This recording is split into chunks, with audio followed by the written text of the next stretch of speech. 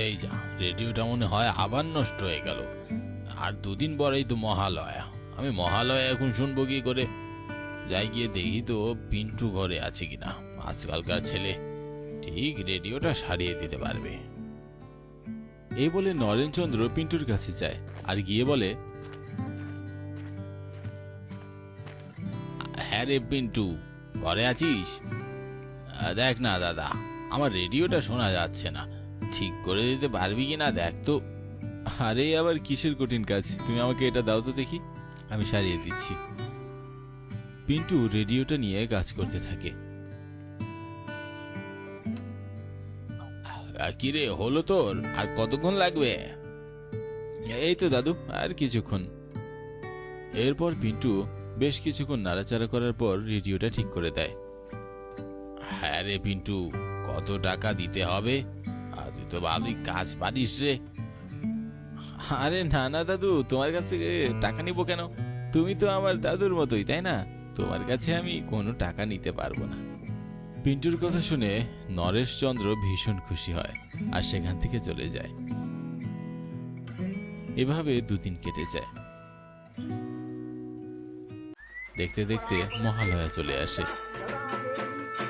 নরেশচন্দ্র তার রেডিওটা নিয়ে পিন্টুকে জোরে জোরে ডাকতে থাকে। পিন্টু, এই পিন্টু, কোথায় গেলি রে? তাড়াতাড়ি আয় দেখিনি।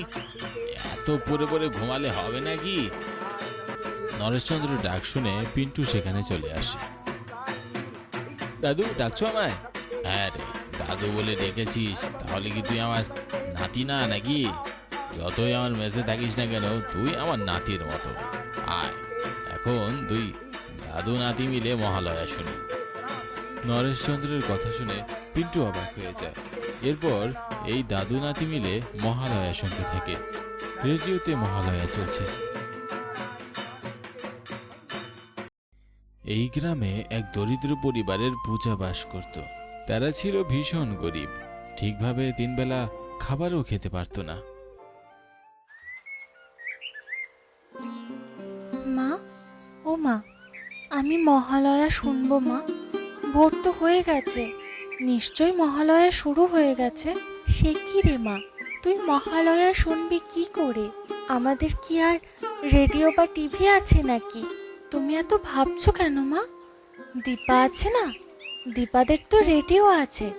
দীপা আমাকে বলেছে ওরা শুনবে। আমিও যাই না মা। তুই কি পাগল হয়ে গেছিস নাকি? তোর মাসিকে তুই চিনিস না? জানিস তো তোর মাসি কত রাগী। চুপচাপ শুয়ে ঘুমিয়ে পড়।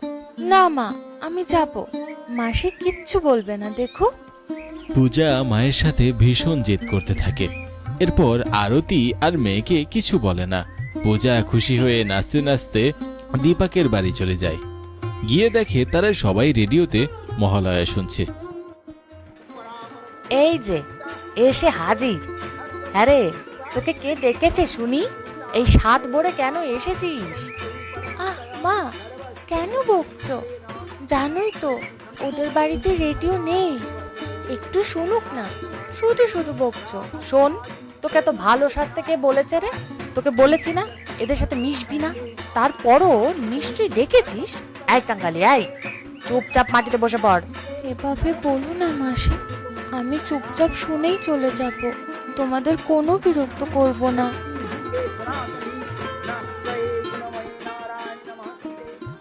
এবার আমি আসি রে দীপা। কোথায় যাচ্ছিস? আমার পুজোর ড্রেস দেখবি না?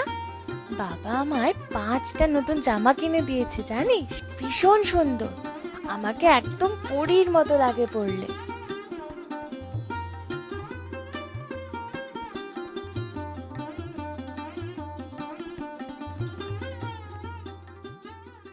আরে দীপা, তোর কি কাণ্ডজ্ঞান নেই?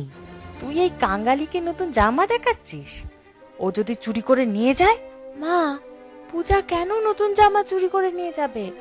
ওরা তো অনেক ছোট লোক, নতুন জামা কিনতে পারেনি।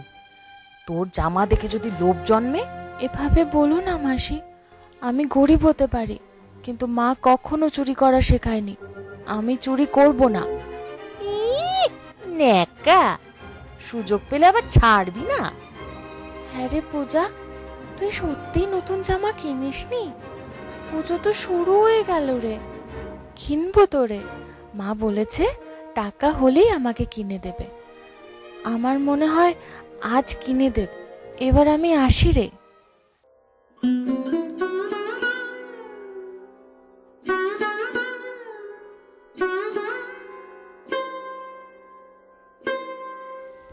হ্যাঁ রে মা, মন খারাপ কেন তোর? মা, সবাই তো নতুন জামা কিনেছে, তুমি আমায় কবে কিনে দেবে?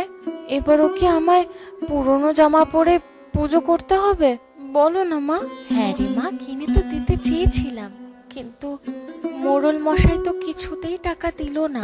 তাহলে তোকে আমি কিনে দিব কি করে বল? এবার ওই পুরনো জামা পরেই পুজো কর, সামনে বছর ঠিক কিনে দিব। না না, তোমার কথা শুনবো না আমি কিছুতেই। আমার নতুন জামা চাই। নতুন জামা কিনে দাও আমায়। পূজা মায়ের সাথে ভীষণ জেদ করতে থাকে।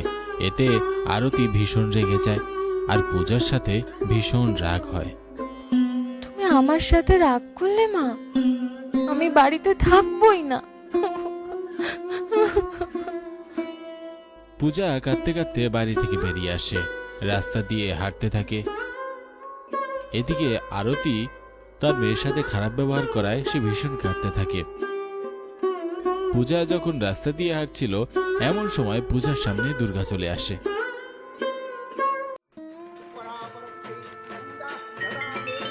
কি হয়েছে মেয়ে, তুমি কাঁদছো কেন? দুর্গাকে দেখে পূজা ভীষণ অবাক হয়ে যায় আর তাকে সব কথা খুলে বলে। ও, এই ব্যাপার।